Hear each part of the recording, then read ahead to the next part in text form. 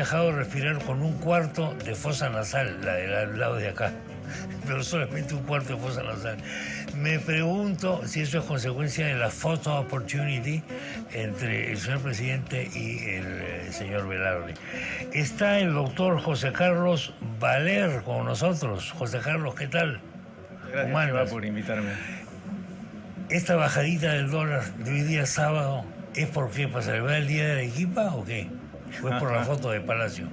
Verdad, no, habría que celebrar, pero no es momento de celebración, porque en otras circunstancias, la reunión de Velarde con el presidente, el anuncio que se iba a quedar, hubiera significado una caída del tipo de cambio debajo de 4.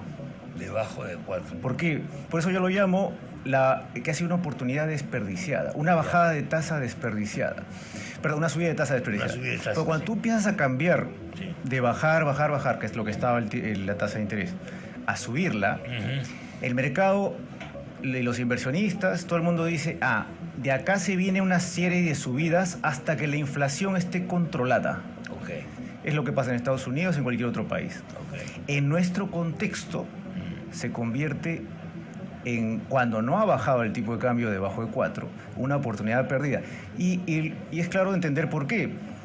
Como dicen los millennials ahora, le tiraron perro a Velarde en la reunión. Claro. Ese mensaje, porque ese mensaje vuela por todas las noticias internacionales, quiere decir que Velarde ha perdido poder de negociación. Okay. En el momento que Velarde acepta continuar en el BCR, su poder de negociación se reduce mucho, porque ya está ahí. Y prueba de eso es que el Premier ya lo empieza a decir, bueno, si te vas a quedar...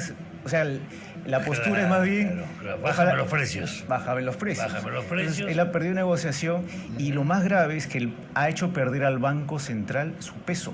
Sí. Porque ahora el Banco Central internacionalmente aparece débil en tema de política económica. Y eso es preocupante, porque si tú empiezas a ver las noticias pesimistas, las clasificadoras de riesgo están pesimistas, bancos de inversión pesimistas también respecto a la solvencia del país. Los fondos de inversión de afuera no son tontos. Sí. Acuérdense cómo empezó la crisis asiática. Sí. El baht tailandés, el Banco Central lo mantenía sobrepreciado artificialmente. Si los mercados internacionales piensan que el sol no está en el precio correcto, van a atacarlo. Y no es raro los ataques. El último ataque al Banco Central del tipo de cambio se dio más o menos en el 2014, que obligó al Banco Central a sacar toda esta serie de instrumentos creativos raros que la gente de este tema no entiende, pero incluso hasta alguien que tiene doctorado tiene que estudiarlo. Los swaps cambiarios, los repos de moneda, los repos con dólares. Toda esa serie de instrumentos se dieron desde el último ataque de un banco de inversión al Banco Central, fue más o menos en el 2014. ¿Qué argumentaba ese banco del exterior? Que el Banco Central no tenía suficiente posición de cambio, es decir, reservas para intervenir en el dólar. Entonces, hoy el Banco Central hizo esos instrumentos que ahora los usa, pero bajo un contexto de estabilidad política, más o menos, bajo un contexto de que todo está yendo más o menos avanzando, funciona. Pero si le quitas el peso moral al Banco Central, la influencia, y encima ya te están mirando con que este gasto que están prometiendo, que se viene, va a ser excesivo, entonces las cuentas fiscales van a ajustarse y el mercado empieza a verlo de otra forma. O sea, que se haya quedado había bajado un poquitito el tipo de cambio, es mala noticia. Debió haber bajado mucho más. La política, esta maniobra última de las tasas de interés, ¿se puede ver como un intento del señor Velarde de reconciliarse con el régimen? Sí, es un intento de controlar... ¿De hacer relaciones públicas, digamos? Era su último recurso subir la tasa. ¿Por qué? Porque cuando tú subes la tasa de interés en un país, subes el costo de financiamiento y frenas la inversión, frenas el consumo. Es decir, la reactivación la demoras. Por eso Estados Unidos no sube la tasa. Porque sabe que apenas suba la tasa, el consumo se va a retraer, la inversión se va a retraer.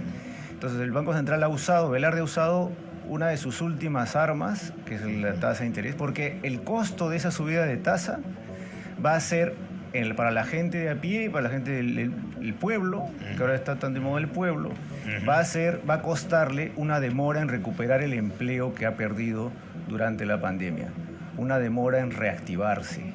Por eso el Banco Central lo último que usa en este momento sería subir la tasa.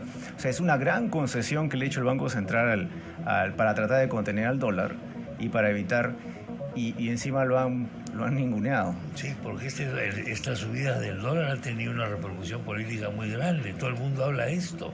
Claro, entonces ha habido la necesidad de controlar el efecto político de esto. Claro, el efecto, la necesidad del gobierno y los gobiernos en general. Sí. Vemos el caso de Argentina, sí. Eso mueve muchas cosas, que más o menos es el escenario al que estaríamos yendo. Exactamente. ¿Qué es? Tienes que tener al pueblo de tu lado. Sí. Subida de precios y tipo de cambio va contra tu popularidad. Entonces tienes que hacer todo lo posible para hacerlo. Entonces medidas como estas sin sustento económico. Yo le llamo idioteces económicas. Controlemos precios, controlemos el tipo de cambio. Hablemos con el pollo estaba escuchando en la mañana tu programa. El pollo, claro. Hablemos al pollo para que baje el precio. Claro. Eso económicamente no es viable. O sea, no puedes sacar una ley y evitar que suban los precios, ni el tipo de cambio, ni el pollo. Lo que vas a generar es un mercado negro. Sí. Vamos a regresar a los 80s. No, eso sería fatídico, porque lo que decíamos es que se quieren formar comisiones para ver por qué sube el pollo y cosas parecidas y por qué sube el dólar. Hay un sector del Congreso, un sector de Perú Libre, que está planteando directamente esta palabra mágica para algunas personas: control de los precios. Claro. Es decir, un inspector que vaya al mercado y que vea que se está especulando, abusando o no sé qué. Sí. Eso es una cosa cíclica. Siempre ocurre esto en el Perú, bueno, no solamente en el Perú, en todos estos países. En los países, ¿no?, populistas, ¿no? O sea, donde hay un gobierno populista es muy fácil decir, vamos a hacer tienes que decir que vas a hacer algo. Ya. Y la mayoría de gente no le puedes explicar que si tú pones un control de precios, lo que vas a generar son colas y acaparamiento. Acaparamiento, especulación, te esconden las cosas. Y eso pasa siempre. Entonces, después de unos... Pasa en toda América Latina eso constantemente. Es el populismo moderno, ¿no? Entonces, cuando los inversionistas ven eso, por eso no baja el tipo de cambio. Sí. Están yendo por mal lado, mal sitio. Controlar de precios es... Ahora, constitucionalmente no puede, porque la Constitución lo prohíbe. No puede, pues, claro, pero por eso la relevancia del cambio de Constitución económicamente sube en importancia. ¿Por qué? Porque, claro, si cambias eso, cambias todo. Entonces ya puedes intervenir precios, ya puedes... Sería una maravilla, ¿no? Entonces, el pollo se abarata constitucionalmente. Claro. Entonces... Claro, con papas fritas. Pero eso es una falacia, porque en realidad el pollo sigue subiendo en la calle. Imagínate. Y si quieres vas a salir a comprar, como ahora aceite, ya no hay aceite suficiente, están controlados. Vamos a escuchar, si te parece, un instante, alguna de las cosas que ha dicho el presidente del Consejo de Ministros, Guido Bellido, porque yo creo que de alguna manera es el marco económico que más o menos estaría manejando el gobierno. Vamos a escucharlo un instante, por favor. Crear un fondo de compensación para garantizar el gas doméstico, el gas licuado de petróleo a precios accesibles para la población. Entendemos que para el siguiente Consejo de Ministros ya se va a estar aprobando los dispositivos correspondientes para que por fin nuestras amas de casa, quienes más son golpeados con esta incesante alza del gas licuado de petróleo, puedan tener tranquilidad en la casa. Por otra parte, facilitar bajo un criterio distinto para que cada hermano que ha sido golpeado también por esta pandemia pueda recibir un estímulo. Antes se llamaba bono, pero ahora va a tener un enfoque distinto que se está trabajando y esperamos que el próximo Consejo de Ministros también ya podemos aprobar y nuestros hermanos ya puedan ver el apoyo directo del gobierno en sus bolsillos. Bueno, quizás a los más jóvenes esto les parezca novedoso. A mí no tanto, porque yo he visto varios paquetazos, varios mensajes del ministro de Economía, etcétera, etcétera. Varias subidas de precios siderales. No. Claro, no. Entonces y he visto la especulación, he visto la cosa. Cuando quieres tú controlar los precios, es el resultado inmediato. No, y la inflación va a seguir subiendo, sí, incluso más rápido. Claro. Si ponen no van a poder ponerlo mientras, porque no se puede. legalmente, pero apenas ponga el tipo de cambio va a volar, el tipo de los precios del pollo y todo eso va a seguir subiendo porque va a especular. La inflación es lo que quienes más daña es a los más pobres. Siempre. Los más pobres. Es verdad. Sí, pero te das cuenta, y para la gente que nos ve, cada vez que escuchen que un político habla en forma pasiva, en verbo pasivo, es decir, se va a constituir, no dice, se va a regular, se va a revisar. Esa forma pasiva de hablar es un truco del político, porque no te dice cómo lo va a hacer. Se va a hacer, el precio se va a controlar, no te dice cómo.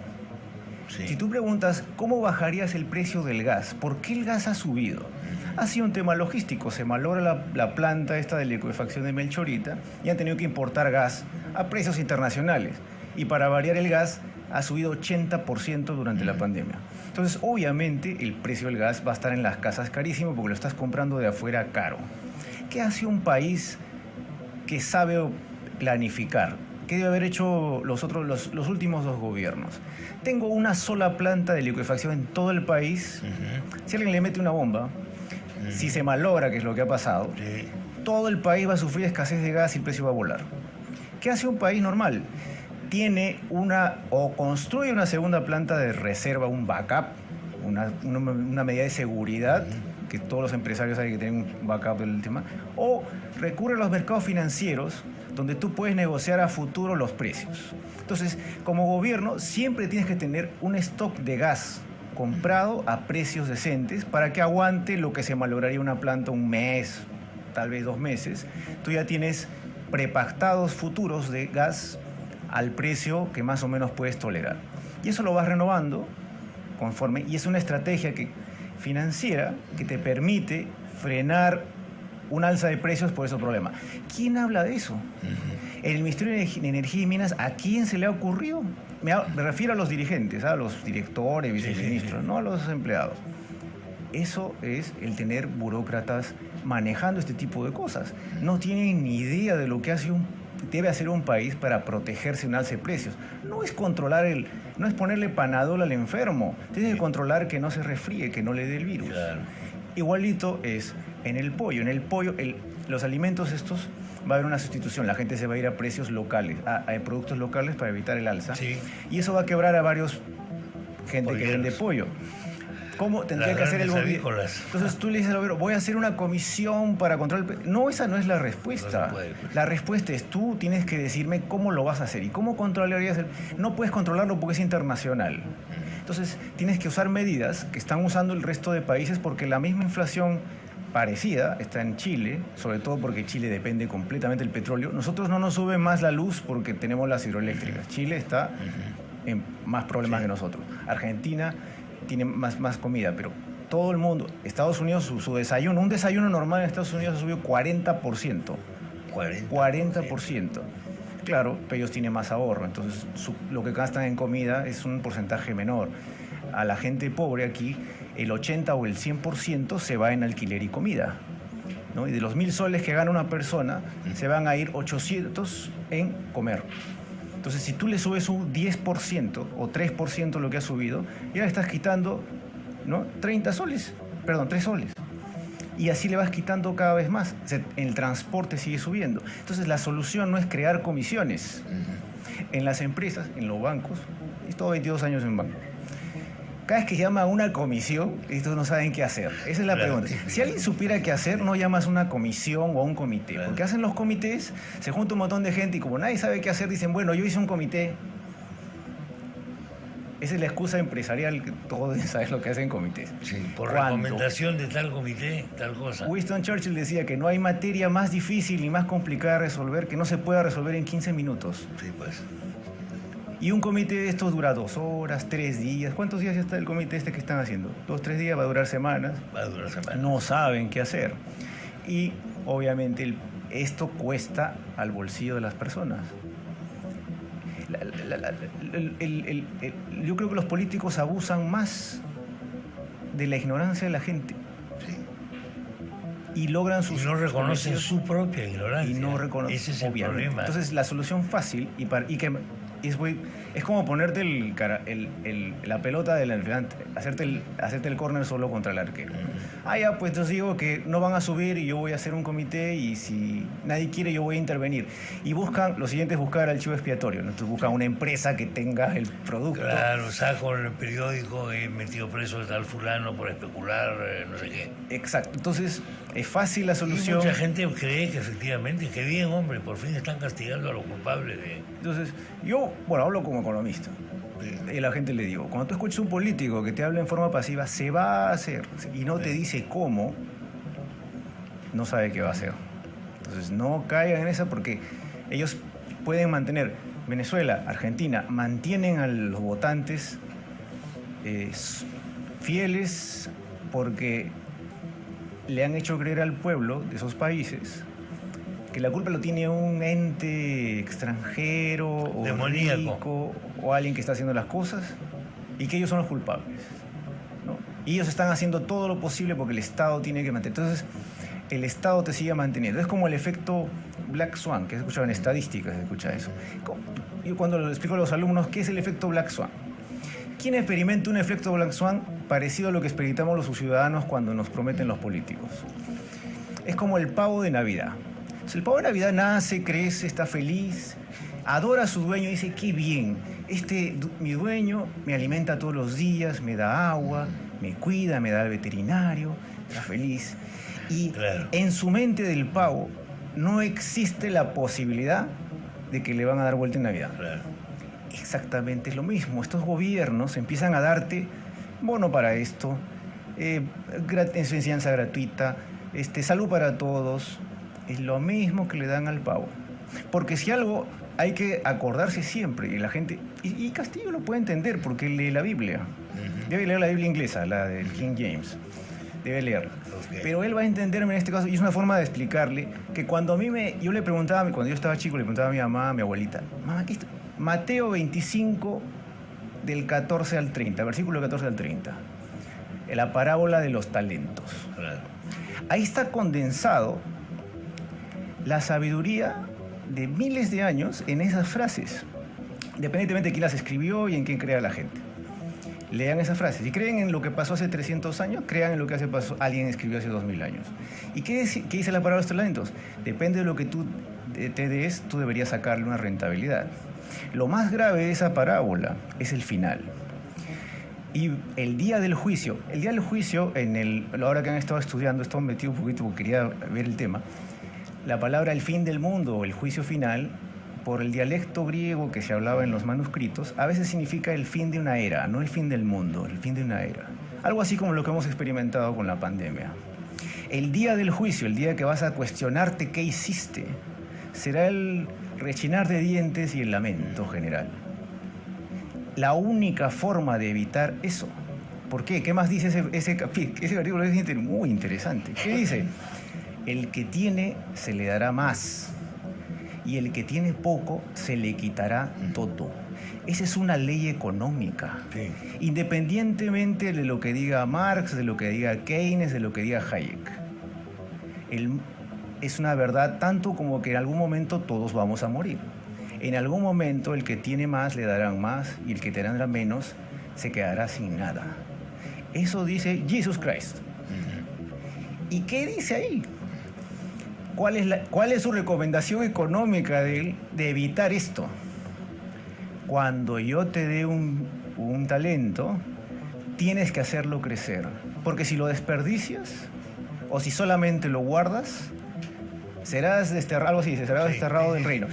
Y claro, lo peor de eso es que los gobiernos populistas hacen exactamente lo que Jesus Christ en la Biblia decía que estaba condenado, que es agarrar los bienes naturales, las riquezas del país y gastárselas en fiestas y con diversión y vino. ¿Qué es lo que este gobierno está diciendo? Sí. Gastémonos todo lo que está en el recurso natural. Claro. Nadie habla esa plata. ¿Sabes? Es que, ¿sabes qué? Hay el mito de que los recursos naturales son inagotables. De que el Perú es inmensamente rico, sí, y de que los estados no quiebran nunca. Pero son eternos. Pero ese mito Mira, se resuelve fácil. Gracias, Sute, por nunca haberme enseñado esto. Yo lo he tenido que averiguar. Claro. Cuando yo estudiaba Sute. ¿Cuál es el mito? ¿Cuánto crees que tenemos en cobre si lo vendiéramos todo nuestro cobre hoy día?